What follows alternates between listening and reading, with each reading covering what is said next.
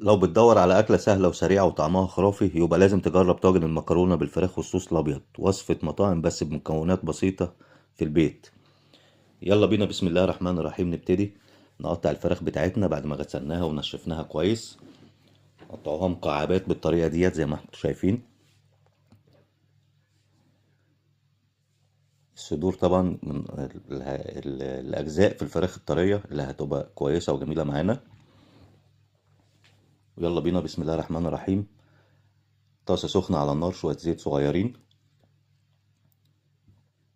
وننزل بشوية زبدة عليهم، وننزل بالفراخ بعد ما يسخنوا. تكون نار هادية شوية، ونقلب كويس لحد ما الفراخ بتاعتنا تاخد لون ذهبي خفيف. وننزل عليهم بشوية فلفل أسمر وبهارات فراخ وملح، مش كتير وما نكترش بهارات الفراخ. تمام، بعد ما أخدوا اللون معانا اللي احنا عايزينه نرفعهم من على الطاسة، ونزود شوية زبدة معانا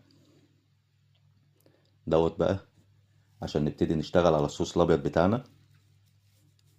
لو حابين برضو في طاسة تانية ما فيش مشكلة، لو هنشتغلوا الصوص اللي حابب يشتغلوا، بس كله ديت أكلة الحلة الواحدة زي ما بيقولوا. ننزل بشوية بصل مفرومين ناعم لحد ما يتبالوا معانا. هننزل عليهم بشوية توم،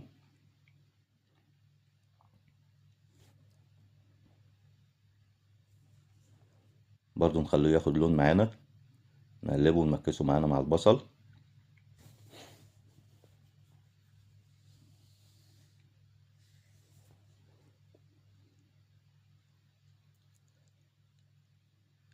زي ما احنا شايفين دبل معانا شوية. ننزل بشوية فلفل ألوان برضو اختياري.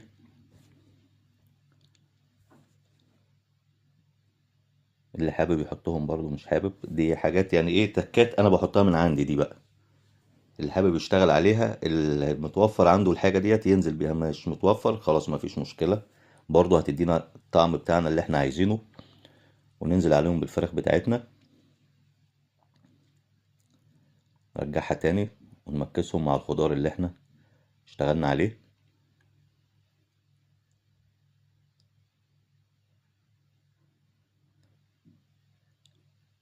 ننزل بشوية دقيق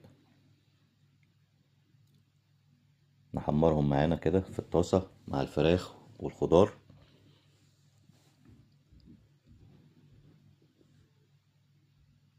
وزي ما قلت لكم في الاول، اللي حابب يعمل الصوص الابيض في طاسة لوحده ويمكس معاه المكونات دي كلها مفيش مشكلة. بس زي ما احنا قلنا برضو تاني، ديت أكلة في طاسة واحدة أو حلة واحدة. وننزل عليهم بشوية حليب بعد ما الدقيق بتاعنا أخد اللون بتاعه. كريمة الطهي طبعا إذا كانت متوفرة أو لأ، الحليب شغال. نسيبه واحدة واحدة كده عشان الصوص بتاعنا يتقل معانا. احنا طبعا ضفنا شوية كريمة طهي.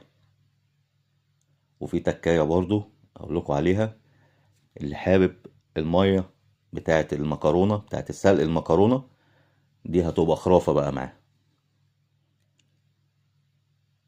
وننزل بشوية موتزاريلا مع الصوص كده عشان يبقى مدي شدة معانا. نقلبه معانا كده. المتاح برضو موتزاريلا أو رومي، برمزان اللي موجود، أي جبنة هتشتغل معانا. ننزل بالمكرونة اللي احنا سلقناها،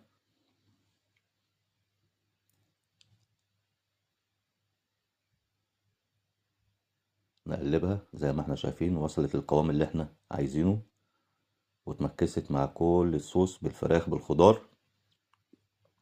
ونخش بقى ننزل بيها في الطاجن بتاعنا. بص الصوص عامل ازاي،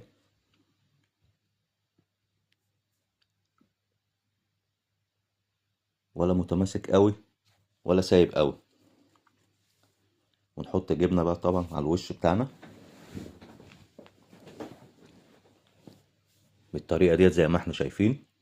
نوزعها كده برضو جبنة رومي، جبنة بارميزان، جبنة موتزاريلا، كله شغال. تخش بيها على الفرن طبعا درجة حرارة 180 لحد ما تاخد اللون والوش اللي احنا شايفينه دوت. وبكده طاجن المكرونة بالفراخ والصوص الأبيض بقى جاهز، طعم كريمي ولا أروع. جربوها وقولوا لي رأيكم في الكومنتات، وما تنسوش اللايك والاشتراك عشان يوصل لكم كل جديد.